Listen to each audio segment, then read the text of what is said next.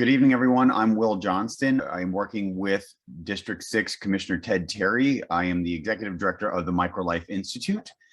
We focus on housing policy and addressing different issues that arise and trying to work through adding different housing options using policy, whether it's in a rural or urban setting. Along with me, I have Kim Morrison. Kim, I'll let you introduce yourself. Good evening, everyone. Thanks for coming today. We'll try to keep this as quick as possible and save lots of time at the end for questions. But yeah, we're really excited to be talking to you tonight about cottage development, something that that I think is going to be a really hot topic in DeKalb soon. So tonight, folks, this is really just about introduction and as well as education. So this isn't of anything else besides just exposing you to what a cottage development is. And then we're also going to jump into what the cottage development ordinance kind of states right now in DeKalb County. The purpose is to get you all thinking. As the part of the community council, we really want you to be aware that this dialogue and conversation is coming down the road. And so we really wanted to have these info sessions. And yes, this is being recorded. We previously recorded last week's, and we are going to be recording this week. So we want to make sure that people have the ability to learn and understand what cottage development are and what they could be and what they could mean to DeKalb County. So I will go ahead and start sharing. And feel free, as we're going through, if you have any questions, like feel free to put questions in the chat, and then we'll make sure we either address them during the presentation or at the end during the questions. It'll make sure that no one forgets their questions, but we will try to save the questions at the end just to be efficient, because a lot of times we answer the questions later on. So again, just to go over the quick agenda, and again, Kim, thank you for reiterating. If you do have Q&As and you want to make sure you remember them, throw them in the chat. We do have Erica also here with us. She'll be keeping track of the questions and making sure that we are on top of things, as well as, like Kim said, we will, just like you see in the agenda, we're going to have a discussion and Q&A at the end. So this is just our quick agenda. We're going to define what cottage courts, cottage developments are, go over some examples, review the current policy in DeKalb County, and then have a discussion. We want to hear from you, your thoughts, your impressions, and then also just to remind everyone, we'll do it at both at the beginning and end, that there is a specific private tour of the cottages on Vaughn in Clarkston, Georgia on February 19th at 11:30 a.m. So we will be able to drop a link in the chat as well for you to be able to make sure you register for that free event. Again, you know, we want to expose you all to what a cottage court is. It could be many things and designed in many ways, but we want you to understand the premise and what goes in the theory around cottage development. Yeah, and so just to kind of take a minute, like why are we doing this? Why are we here tonight? You know, we're working with District 6, Commissioner Terry. We've spent the past number of years really studying cottage courts. We teach a course on this next slide that Will started. We teach a course with Ross Chapin on an annual basis, multiple times a year, on pocket neighborhoods, cottage developments. And he's an architect that coined the phrase pocket neighborhood and really brought back this concept that was built a lot in the early 1900s. So it's not a new development pattern, but it's something that we've seen have a resurgence in the last 20 years that, you know, for a number of years wasn't being built very, very frequently. And so DeKalb County actually currently has a cottage ordinance, which we're one of the few counties in the metro area that has one, which is awesome. I think the planning department, you know, saw the need for it and recognized the need for it in the early 2000s. And so they adopted an ordinance. But having gone through this educational process with Ross Chapin and having actually built the first kind of micro cottage court in Clarkston, Georgia, you know, we've looked at DeKalb's ordinance and we see some opportunities for improvement. But this development pattern can be really adaptable and flexible to different communities. And so we really want to get your input. And so today is to really educate, give you guys some basic information about cottages so that we can have really an elevated conversation over the next number of months. And so That's why the tour on February 19th, I think, will be a great opportunity for anyone who's not seen a cottage development to actually come and tour it, kind of hear about it, understand the reasoning for some of the design features. And we'll show you some examples, pictures tonight also, if you're not able to tour it. And we do a virtual version if you're not able to do an in-person event. But it is mostly outside. You don't have to go inside a structure, so we can keep it pretty safe from a pandemic perspective, and really start this dialogue to be able to get your feedback as we go along to see if that we can make the cottage development ordinance that DeKalb County currently have serve DeKalb County better. So that's the ultimate goal of this tonight, and the many future conversations that we hope to have with you all over the next number of months. And to reiterate, again, what Kim said and mentioned, we built the first micro cottage housing development. And so, don't think of it as having to be these smaller homes. So we wanted to kind of start off with the definition: right size housing clustered around a common area that fosters community.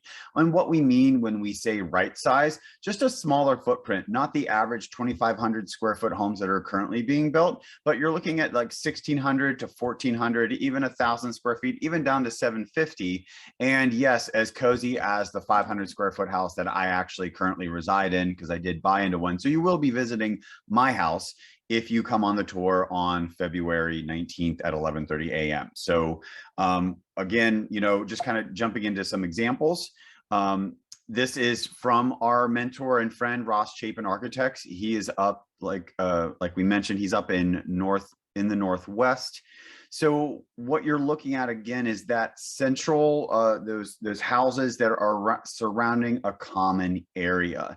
And we have in our courses, we can go into deeper detail of our design patterns, but it's obviously the ones that stick out right now are usable front porches, usable sizes of front porches, common area. There's layers of separation between the common space and the private space. And when we say layers, it does get granular into the detail of just saying like a sidewalk is a layer. The next buffer of gardening is a layer, and then the little fence. So again, it allows people to say, this is common area and this is my private space. So we'll just show you a couple more examples. This is obviously a site where you have a larger topography change. So you can see the houses while they're still closer together, they still have common area in the middle. Let's go through a couple more. This is a pretty famous example. The building in the middle of the photo is actually a common building, which is very popular in these developments to have a little extra space for community eating, different things like that. I think these developments really are a great option for both kind of younger generations that maybe don't have large families yet, since they are smaller footprints, but also kind of our older population. They're great for aging in place. They really allow you to stay in your community as you change in terms of what your needs are. If you don't necessarily need that 3-4 bedroom house, but you want to stay in your community, it can be an option to age in place. So I think that that common building is something that you'll see really often, just to add a little extra space since the houses are on the smaller side. These are just kind of a site plans, and I know probably not many of us are architects or professionals on the phone, so I'm just going to kind of talk you through it. It gives you, from an aerial view, from a bird's eye view, kind of a better understanding of how this development might be different than your typical, single family subdivision development. These are single family homes. So they are, they're really just like any other home in your neighborhood. They just tend to be on the smaller side. And they're arranged around a common area. So if you look at this depiction, all of the red boxes, those are rooftops. And then you'll see each of them has like a little white square attached to it. That's a front or a rear porch. And then there's usually pathways or sidewalks connecting each of the homes. And you'll see that each of the homes front a really nice sized common area in the middle. That's the common green. It can be, it could have a fire pit or tables or any sort of different uses depending on, what's appropriate for the development. And then on the bottom of the page, you'll see the orange areas. Those are either storage or covered parking. And so a lot of times you'll see covered parking in climates that are a little bit harsher than the Southeast. But one of the typical patterns is that all the parking is clustered, and this is very intentional. It's for a number of reasons. It's for better use of space, better use of land. It allows us to potentially preserve a number of trees in the middle or trees along the side of the property that otherwise might be cleared for driveways. It allows us to reduce the pervious surface, which in DeKalb County, stormwater it's a really hot topic right now. And so anything that we can do to reduce that pervious surface is helping DeKalb County and not having to have that burden of all of the stormwater. And so this is one of the really good design patterns. It also helps to force people to get to know each other. So on the short walk from the parking spaces on the bottom of the site to the house, people are going to walk past their neighbors. And so it allows people to encourage that getting to know the neighbors through simple design patterns of walking from your car to your front porch. And so it's a really key design factor, which isn't really allowed in a typical single family subdivision. So if each of these houses had their own driveways and their own access with the vehicular access, the site wouldn't be able to be laid out like this, because you can see on the left hand of the screen there's a street and the backside shows an alley. Maybe that could be a street or something else. But if each of those houses had to have access to the main street on the left, you would only be able to have maybe 2 or 3 houses. And so it allows us to get more creative with the use of land. And so that's why this specific cottage ordinance exists to allow the creative use of land, but then to make sure that developers do it in a respectful way that's respectful to the surrounding neighborhood. So hopefully that's helpful. We'll go look at some other example site plans. One other, before we move on, Kim, I just wanted to also point out that a part of, again, the design patterns, like any street facing house, we want to make sure that, yes, that the front porches are facing the interior in this courtyard, but the way any house is designed, this house still has a front porch, and then they build it in a way that still connects with the outer lying community and the neighborhood than just the cottage court. So again, and that's one of the things that's so great about this is from the street view, when you look at this development, you see a driveway and then you see 2 homes, but then tucked behind it, there are a number of other homes. So it helps to have this development fit in with the surrounding neighborhood. And like Will said, be respectful of that street, and that you want to make sure that the back of the house isn't facing the street. And so that's one thing that we like to see in ordinances. Someone mentioned in the chat that Decatur actually passed a cottage ordinance, which is very different than DeKalb's, and it's very detailed, and it has some really great design criteria that protect the neighbors to make sure that the back of the house isn't facing the street, that it's done in a way that really enhances the community. And so those are some things that we would like to see added to the ordinance to kind of restrict it a little bit, to make it more protective for the surrounding areas. But then there's some other things that we think could be changed to maybe loosen it a little bit. So I think that kind of give and take is something that we think is possible. This is not necessarily, it wouldn't fall under the cottage ordinance. I wouldn't imagine under DeKalb, but it's an example of how you would scale cottage clusters into a small neighborhood. And so it's just an example of how it could be a bigger development, and that would probably be under the planned development. So we also wanted to get into, just as we look at the makeup of DeKalb County and also the United States, like what do the households actually look like? And we have a great relationship with AARP and AARP Georgia. And, this is some of their stats and the research that they are providing nationally to everyone. But, as you look at the America's household size by the numbers, like 28% of singles are living alone, 25% of couples with no kids, 20% with adult roommates. And then only, which was shocking when we first learned this, like only 20% of the United States households are nuclear families. So as you look at the actual, housing type, then you look on the right and you see, that unfortunately the developers are focused on the nuclear family build. And so 72% of large single family homes are being built, but yet 28% is multifamily and missing middle. So there's a miss and there's a disconnect of what the household look like and the actual type of products that would match those households.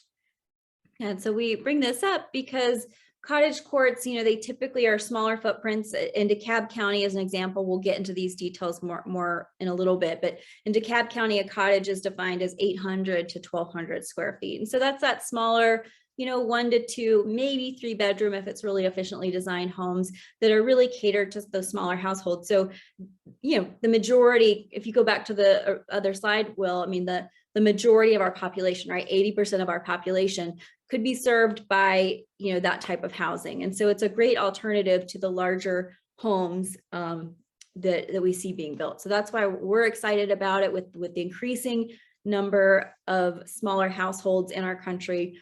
Cottages, they're a great alternative to townhomes. They're a great smaller option to meet this housing demand that not many people are building for. And another point to this, obviously speaking with AARP and livable communities and livable cities, really the idea of aging in place has come up a lot. And I have had a number of, older adults come on our tours and interact with us and said, I really wish I would have known your product existed. I would have bought into it. And it's the idea of how can we help our aging population stay within the zip code and allow them autonomy and the ability to live still in a house that they can maintain, but it's just not as big. And so it's the idea of allowing people to age in place and stay within their zip code as well. And the source for this data was AARP, and we can actually drop in the livable communities. This is where it came from. It was the same source for both of these two slides. Also, just kind of want to again show the housing stock by the numbers. We kind of went into this, but like what developers aren't building, like only less than 13% are studios and 1 bedrooms. And so, but yet we have 28% of our households be single people. And then you look at how many 2 bedrooms are being made versus 3 bedrooms. Obviously, the dominant is 3 bedrooms, and then 4 and 5. So I like that the one line at the bottom, our current housing stock isn't nearly as diverse as we are. Again, just some more stats, just talking about what I brought earlier about aging in place in our aging nation and the fact that we are not providing options for people to age in place and downsize within their community. So now we're going to do some, we're going to talk about local examples. And so these are Lambkin Street cottages in Old Fourth Ward in the Midtown / downtown area of Atlanta. These were built around 2004, so they were kind of ahead of their time, but they range from 800 square feet to about 1,200 square feet. And I believe their density, Kim, is it 16 per acre? Or it's on the slide, one of the next slides. I think it's closer to 18. So I mean, they really made it probably more dense than what would be appropriate for DeKalb County, but it was, it was really well done.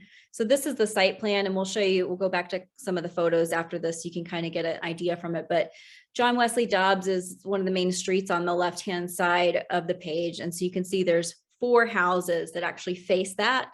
So that's kind of is the same, the first layout that we showed you, where it was 2 houses. Well, this is a double lot. So it's 4 houses, and then tucked back behind it, you've got the other 8 homes and then all of the parking. And so it's a pretty typical cottage layout. They've got a really nice courtyard in the middle of the development. It's on the smaller side, but they've done a really nice job of having little pergola patios off the back of each of the homes facing it.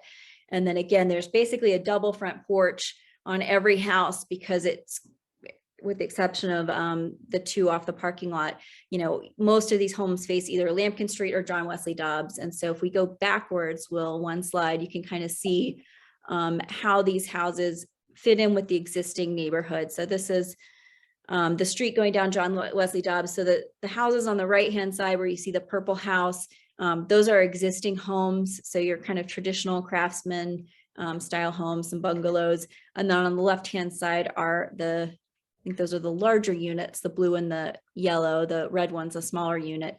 So those are the new Lambkin Street cottages. And so This is from Lampkin Street, the view from Lampkin Street, where I think there were 6 units. And so again, we've got the front porch facing the main street on both streets.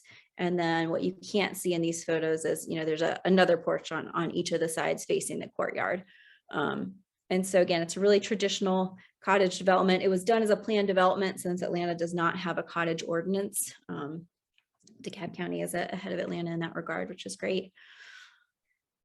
All right, let's keep going and we'll talk about the cottages. We'll just talk about our project. So this was this is our project, and I live here. I'm the red house. So when you come on the tour, you'll come to my house.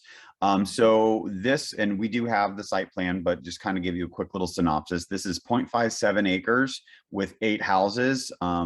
From the smallest is this green one on the right. It's 250 square feet, which actually is defined by the state of Georgia, a tiny house. And then, and funny enough, that was the first house to sell to a professional that works at the Weather Channel. So, and then the rest of them, the rest of the 7 are 500 square feet with a 200 square foot storage loft up above. So essentially it's around 700 square feet. The appraisers actually counted the loft space, which was interesting. But yeah, so it's pretty dense. Clarkston allows up to 16 units per acre. So that's exactly what we did here. And we are not in this to try to do more developments in DeKalb County. Our goal for building this community was to show an example of what this community can look like and serve as a beacon for the rest of the area. And so it's been really successful in that regard. We are really excited to have had the opportunity to work with Commissioner Terry. At the time, he was the mayor of Clarkston. And so he, together with one of the council people, pushed to get their cottage ordinance revised to have some changes in it that were really important to have a healthy cottage development built in the community. And so this was the first cottage court that was built after that ordinance was adopted. And all the landscaping in this was pretty fresh. We finished this in June. And so I think as the landscaping grows, you'll start to feel, the houses will start to feel like they have a lot more privacy. They'll look a lot more lush, like the pictures from Ross's developments that you saw. And I think that'll help, make it feel homier and more, more established. But this is just to kind of give you an idea of all the front porches facing the common area. Each of these houses is on its own lot. So they were sold as single family homes. And so people were able to get, for the last 3, we sold them just as regular homes once they were constructed. And so they were able to get traditional loans. So they were able to get, really affordable rates. I think at least one of them was an FHA loan. So, they didn't have to have a lot of money down.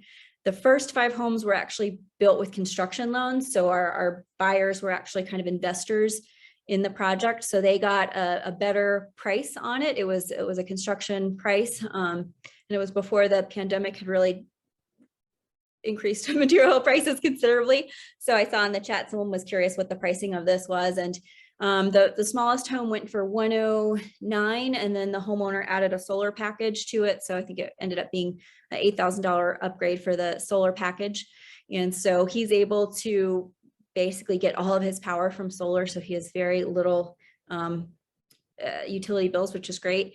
The larger homes that again were 500 square feet plus the 200 square foot loft, they started at $150,000, and you could add solar on that as well. And then the last 3 homes we sold in June of last year, kind of in the height of the real estate frenzy post-pandemic. And so we let the market determine what those prices would go for. It helped us to kind of recoup a little bit of surprise costs that happened because of the pandemic, but those went for I think 184 to 201,000 was the range on those. So it seems a lot per square foot for this small house, but if you think about it, it's a 1-bedroom, 1-bath with an office space basically, or an extra bonus room that could be used as a guest bedroom. So it's really nice to see it in person. It feels a lot bigger than what it is, but it allows you to, have a house that requires very little maintenance. New houses typically are very expensive to build right now, but the great thing is it doesn't cost the owners a lot over time. You know, if you were to buy an older house, maybe it would be the same price, but then you've got to spend a lot in maintenance and upkeep. So the overall cost of ownership in this new construction, I think is a lot more affordable. And again, we have 4 of the homes have solar on them, so it helped to bring the utilities down to very, very low. And this is an example of our site plan. So just to give you an idea, you can see the gray area. Those are each of the homes with the white porches facing the common area in the U shape. The lots on here are smaller than what is allowed currently in DeKalb County. So I think the smallest lot is the tiny house, house number 8. I think it's 777 square feet. So that definitely would not be allowed in DeKalb. And then I think our largest lot is around 1,700. Let's see, where is it? 1827. House number 6 has 1827 square feet. So that's also smaller than the smallest that's allowed in DeKalb right now. DeKalb, I think the smallest lot size is around 3,500 square feet.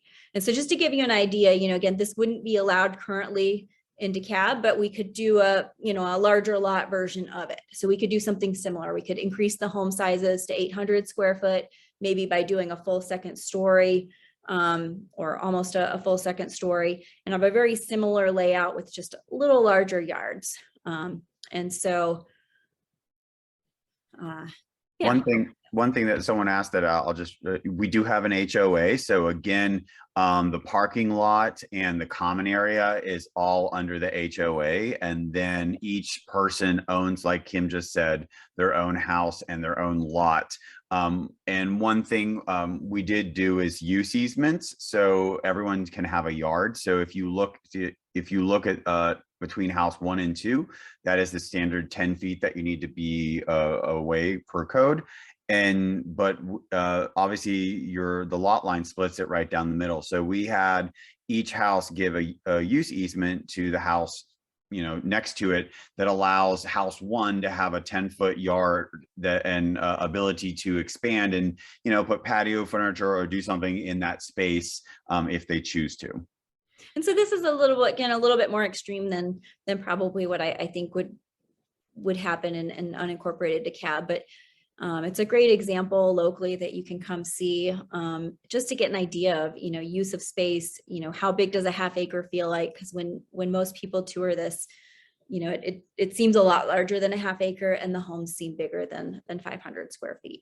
It is fun when I do have someone visit and I don't tell them anything about it. And they usually ask if my house is around 900 square feet. And again, with the way the architect designed it and the way it feels, I agree. Like, you just don't realize what square footage you are standing in. So so again, February 19th, 11:30 a.m. Make sure if you can reserve your spot, just let us know you're coming, and we'll take a tour and have a talk. Yeah, and the houses are pretty close together. Like, as Will mentioned, they were 10 feet apart, which is the minimum required distance to meet fire code without having any special fire rating or special materials used. And so that's pretty typical in a cottage court, having that distance requirement. In DeKalb County, we've got a classification that's, you know, single family urban detached, which actually allows homes to be as close as 3 feet together. So that's not something that we would probably recommend. That's a little extreme, but 10 feet is a good starting point. And again, every community is different. So that's one of the things that, you know, we'd like maybe some feedback on. You know, if that jumps out at you as too close, you know, is there a number that, you know, feels a little bit safer? But I'd encourage you, before you answer that question, to see it in person, because it's hard to really convey things in photos. That's why we keep pushing so hard for this in-person tour. All right, so let's keep going. Before you do, just to answer Janet's questions, you're only 1 out of the 8 are allowed to be rented, but the rest, all of us right now are homeowners. So everyone here owns their own home and lives in it. We're not allowed to Airbnb except for maybe 2 weeks out of the year. Outdoor lighting, we actually have used solar. So all of our outdoor lighting is solar. So, all right, so we're going to jump into DeKalb County cottage definition and just kind of talking about what the ordinance says now. And I think we have Director Baker on here and Brandon as well. So we'd love to get them to pipe in as well during this part. So Kim, go ahead. Did I lose you? Oh, sorry, I was on mute. Yeah, so this is just one, the ordinance actually spans a number of sections. This is one of the main sections, and we can drop a link to it in the chat if anyone wanted to read the full ordinance. But it's basically designed, it's defined as a detached house is defined, the cottage is defined as a single family cottage with 1 or 1.5 stories, and they have to be arranged around a common shared open space. And each unit has to have its own separate lot with a private rear, side, and front yard. And so that's pretty typical. There's a number of other restrictions that are defined around cottages. So we'll go over just a few of the highlights.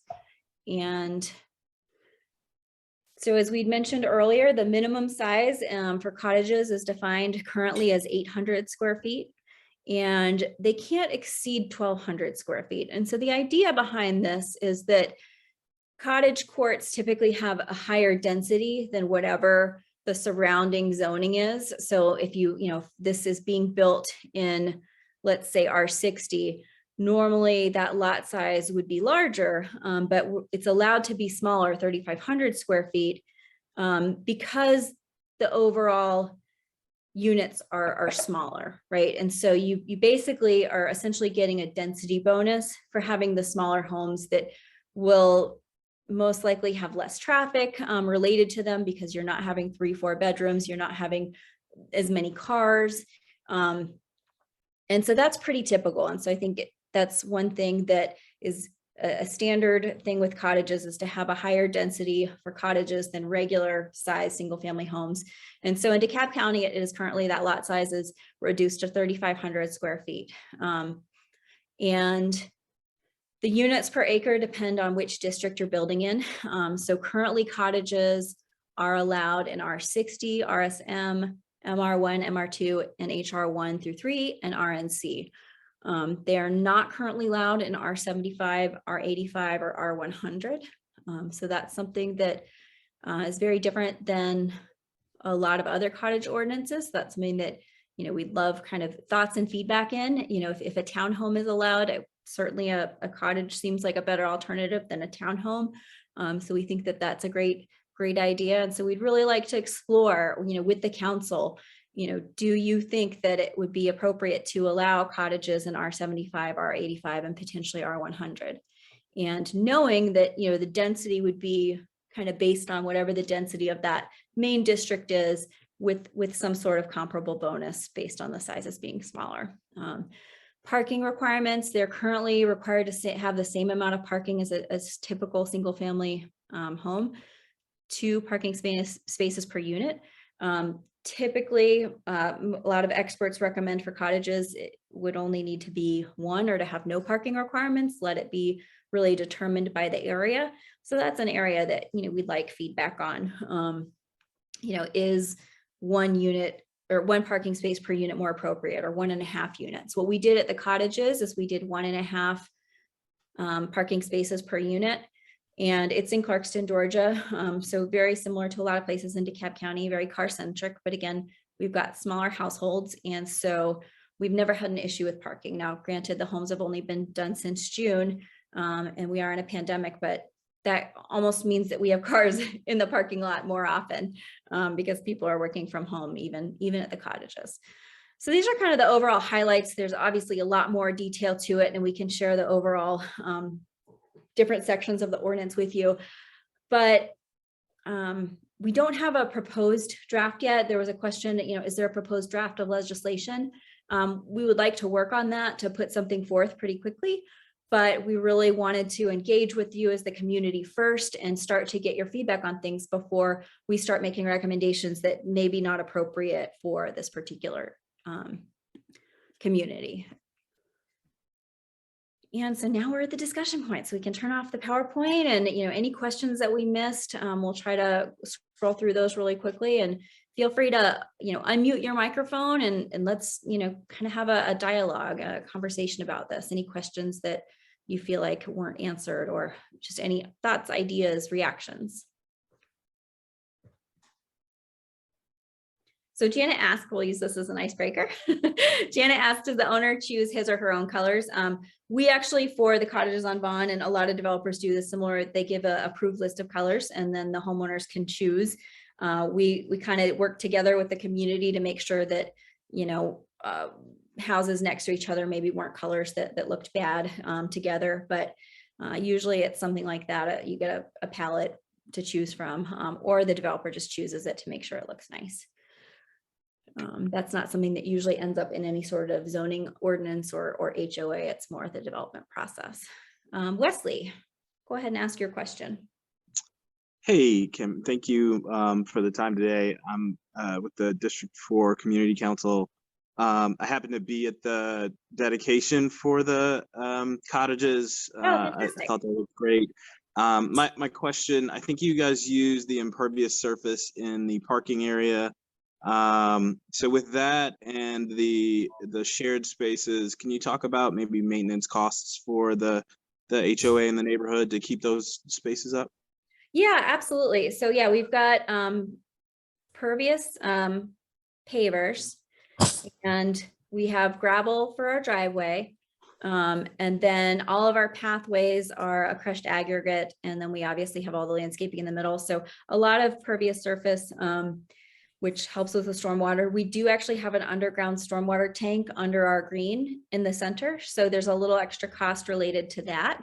It was something that was not required by the state code, but the engineer in Clarkston requested it. So we actually added that in to help with some of the water coming from offsite. And so based on that, we've budgeted a fund. We've had our HOA fees are $100 a month. And so that covers our insurance out for the common area, maintenance of the pump, which we have actually a sewer pump because we're downhill. And so we've got estimates from the installer of that for replacement in, I think it was 15 years, and then budgeted for repairs to the parking lot. And so based on the fact that we have very low maintenance costs, you know, our common area is pretty small. We have a landscaping company that comes to take care of it. We were able to keep the HOA fees at $100 a month, and that should allow us enough buffer over time to build up to maintain all of those community facilities. Now, if you add like a common house or something like that, that obviously adds a lot more cost because you've got utilities to pay for, a lot of maintenance, cleaning, things like that. So, you know, we really wanted to keep the overall ownership cost down. So we chose to do outdoor communal space, which includes a fire pit and a picnic table with room to expand if the community saw the need for additional tables or anything like that. But I think keeping it really minimal, we were able to keep those costs down. Thank you. You're welcome. All right, Jim Smith has a question or comment. Hey, Kim, I'm from Community Council too. Anyway, wondering about do any of the houses at Vaughn have living space upstairs, or is it all just storage for those? And is that a possibility of building just a little bit taller so they actually, you could have a bedroom downstairs and two upstairs or whatever? Yeah, great question. Yeah, so right now it's considered loft space upstairs. It is finished out. There's 200 square feet that's finished. But it's not technically considered living space because the ceiling heights aren't tall enough in the whole area. So you can stand up along the edge of the loft, but as you go back toward the windows where the dormer are, it drops down to a 5-foot knee wall. So if you're taller than 5 feet, you'll hit your head. And so I think that that's one of the things in DeKalb County that I think might be a room for improvement is right now it's limited to 1 to 1.5 stories.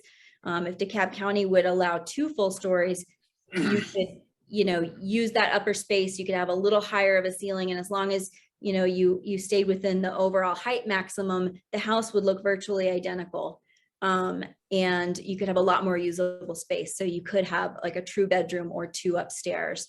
And so right now, again, most of our owners are using it as an office or a space for a guest if they have a guest come. And then there's an attic part of that upstairs that is just purely storage that is not finished. And so, it's a great spot for Christmas decorations or holiday decorations or, things you don't access all that often. Right. Okay. Thank you. Yeah. Davis has a question or comment. Hey, Will and Kim, thank you very much for the presentation. And I still haven't been out to the cottage at Vaughn, but I'm looking forward to going. I wanted to make sure that everyone knew that this project has been recognized numerous times for really some cutting edge design and housing features. The Atlanta Regional Commission recognized it at its annual awards as a development of excellence. And I believe Urbanize Atlanta has also recognized it as one of the best small developments in the region as well. So, I mean, this is good stuff that's happening in DeKalb County. And I appreciate the work that you guys have put into this. We really need to have some more diverse housing stock than just single family homes and townhouses and apartments. And this provides an important new product that will help lots of people find the size of housing and the cost of housing that meets their needs. So I look forward to working with you guys and helping to advance this. And I think we can really make some good project here. Awesome. Thanks, Davis. Yeah, no, that's a great point. We have gotten a lot of attention. I think most recently, someone from the White House actually reached out to us. So we are getting some national attention. So more to come on that once it's official. But I think Director Baker, you had a comment or question? Yeah, good evening. I actually just wanted to listen in and I appreciate the excellent presentation. One of the things about this is that I think that where planning falls short is when we don't get out in front of things and explain and educate and communicate where we're trying to go. And so by your having this meeting and introducing the concept, everybody gets an idea of it before it actually comes in front to their neighborhood. So hopefully you can get some people that understand it and spread the importance and the value of this. All the concepts are there, the aging in place. I did want to just point out that the DeKalb County ordinance that you're looking at in terms of cottages actually was done back in 2015. Oh, sorry, I said 2005. You're right, 2015. Yeah, 2015. But what I'm saying is that we were thinking about it at least 7 years ago, that this concept is something that's desirable and that we want. And so any tweaking to it based on you guys building a product and you're looking at the heights as being an issue or the side yard setbacks, I think we're open to that. So in terms of Commissioner Terry, they were developing the list of items for the planning department to take a look at. And so writing some kind of an ordinance related to cottages is one of the things that's coming up this particular year. So that's why I appreciate you guys getting in front of it before we start trying to craft or tweak what we have, that you're getting input from the public. When we've been going through our process, the whole policy direction that we had gotten from the commissioners was to protect single family neighborhoods. And to us, what that was saying was if that area was R100, then they wanted it all to stay 100. If it's R85, they wanted it to stay 85. So getting in front of it, because a person is going to have to rezone from whatever that this underlying district is to an RSM or to a planned unit development or to something. So getting in front of the residents and talking and explaining about the positive benefits of this type of housing actually is a positive thing. So whenever we write the new code or we go through a rezoning process, people understand what you're trying to create. So I put down February the 19th myself, 11:30. I think the best way for people to understand it is to see it.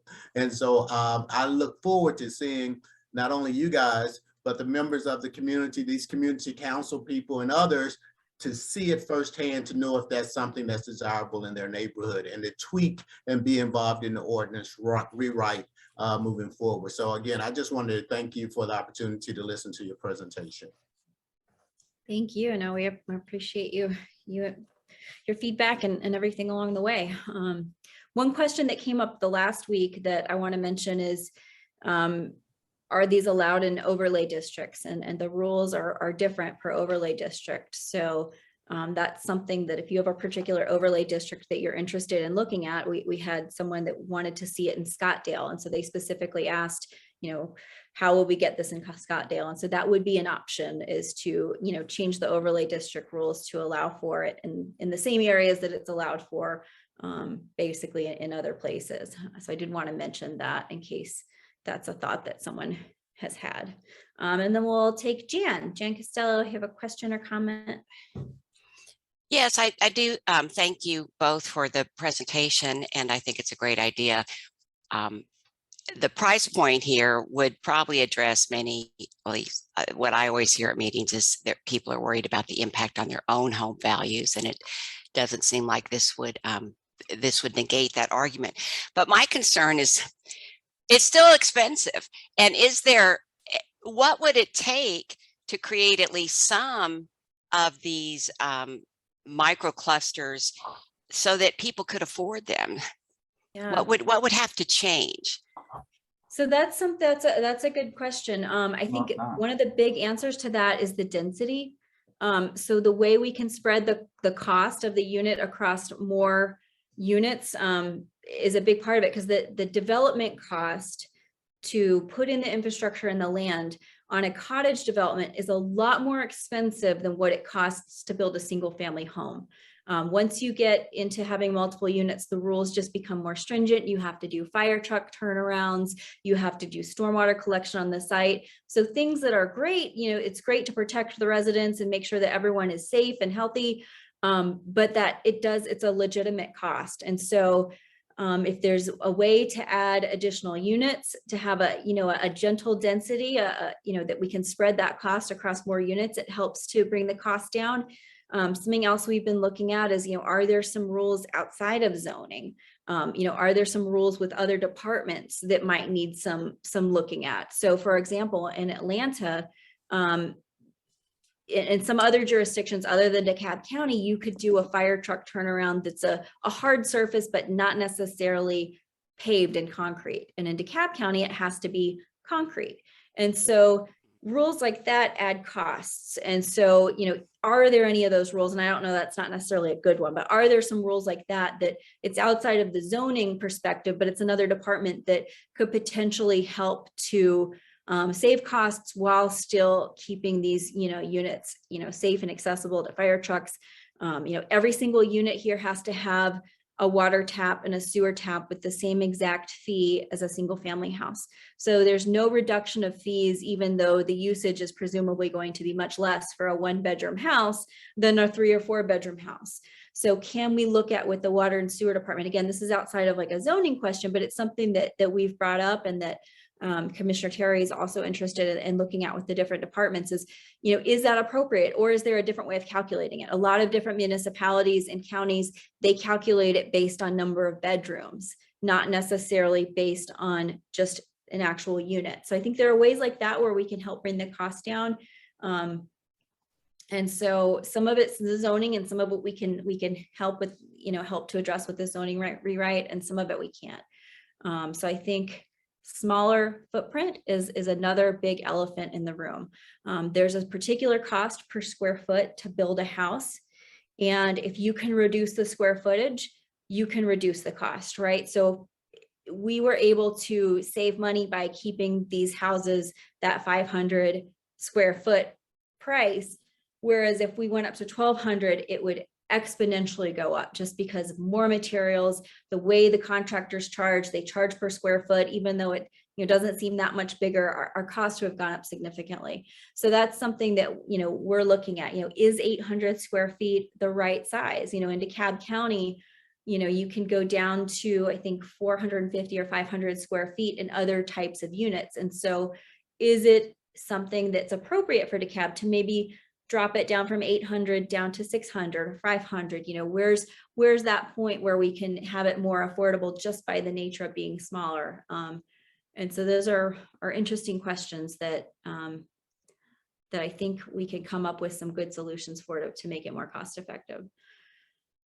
I appreciate that explanation, and I'll just make this opinion, since we've got some of the planners on board, is whatever law is written has to accommodate both these nice middle class homes and the homes for people who are just starting out and don't have that kind of money.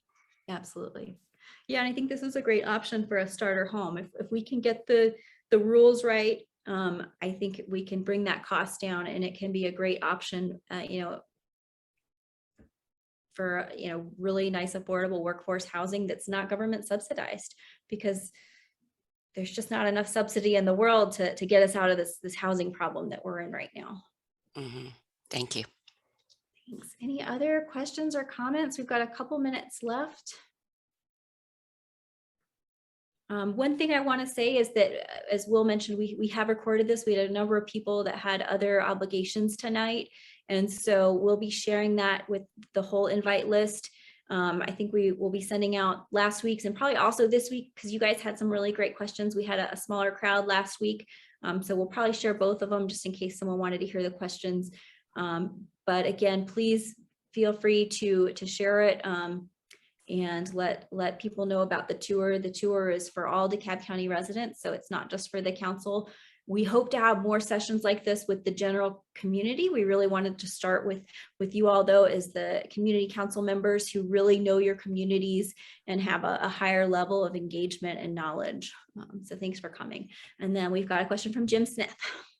This is a different topic than I was on before, but what kind of degree of energy efficiency did y'all incorporate in the cottages? Are we talking about foam insulation in the attics and the walls, or what R value are you going for the walls? And did you are the blower doors test international standard, or are they Georgia standard, which is much lower? Yeah, great question. So we have in Georgia, as you probably know, some others might not know, we have our own amended version of the energy code. And so we built these homes to be, the houses that have solar on them are net zero. So they are very highly efficient. We used a combination of traditional batt insulation and what's called like a spider. It's a soft blow-in foam. It's not what you typically think of as spray foam. So it's a little more cost effective because, again, we were trying to keep our price point as low as possible. And that was a great trade-off. And our architect actually is pretty famous now. It's Pattern R&D. They are now Cove Tool. They actually created a software called Cove Tool that does energy modeling for other architects. And so they don't design homes anymore. This was one of the last homes that they actually designed before they launched Cove Tool and kind of made it big with other architects. So it's really energy efficient without a lot of fancy technology.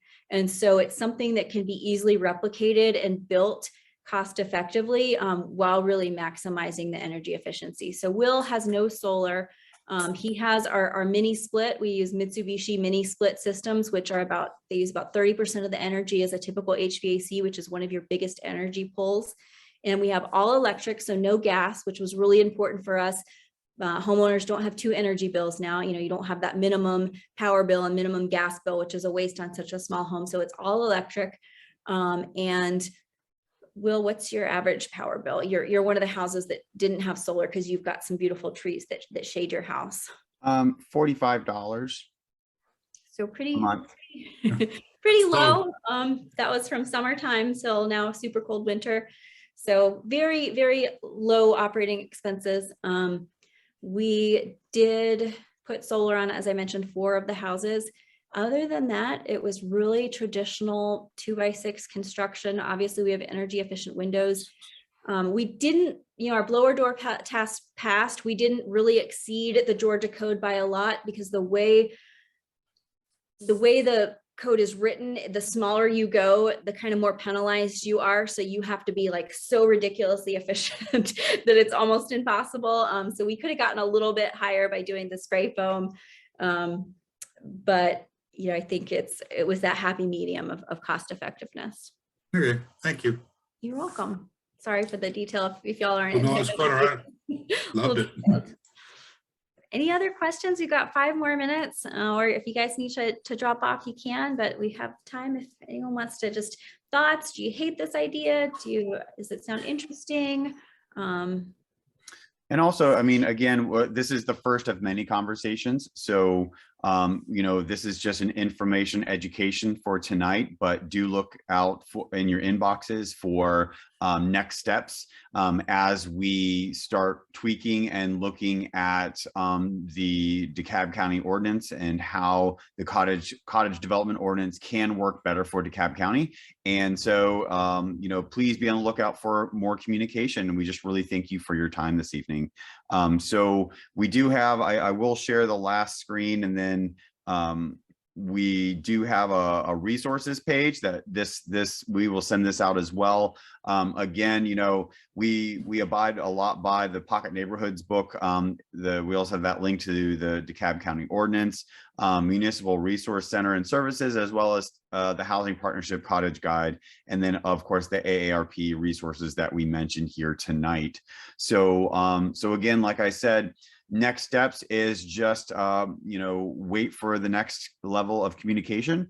And we would love your engagement and your help in this process, working with your different areas of DeKalb County and the different communities that we'll hope to understand as we hopefully update this ordinance. And Kanesha did have, I hope I got that right, had a question I want to just squeeze in since we have a couple more minutes. How can we ensure that low income families under $100,000, two parents, or 50,000 single have an opportunity to qualify for these homes and not be outbid by people who qualify for $300,000 to $400,000 homes? So some of you might know the city of Decatur is trying to answer this exact question. And so what their answer to it is to put the land into a land trust and to allow City of Decatur employees have the first kind of shot at it. And so again, focusing on that workforce housing. I don't know what their income kind of ranges are for their project, but you know, we've seen that across the country. If you can do it in conjunction with the land trust, which, you know, I think there's a really good opportunity for that in DeKalb County, you can really make it even more affordable. And that's one way to do it. I think the other answer is more developments, right? More housing, more of these opportunities. And so if we can make it easier for developers to do this, but still provide a really good quality product, you know, if there's more supply, I think it helps to make sure that it's just not this teeny tiny finite supply of cottages, and then the price of it just goes skyrocketing. So I think that's why it's really important for all of us to come together and with our expertise and with our community knowledge, you know, make sure that this ordinance is as good as it can be to serve the community, to really allow for good developments like this, so that it can serve everyone. It's not just for, you know, this, you know, really high income level group. So that would be my response. It's not the only answer, but just an opinion. So. Well, folks, I think we're about at the end of our time. And again, just to remind you one last time, on February 19th at 11:30 a.m., there is a tour at the Cottages on Vaughn. We will send out more information. Thank you, Erica, for dropping it in the link or in the chat. Please register just so we know you're coming. And so again, please come tour. We'll have a great conversation, and I hope you can understand what we've talked about tonight through visiting this project, but also know that, you know, we're not telling everyone to build 500 square foot houses. We do want a range. We want diversity in sizes.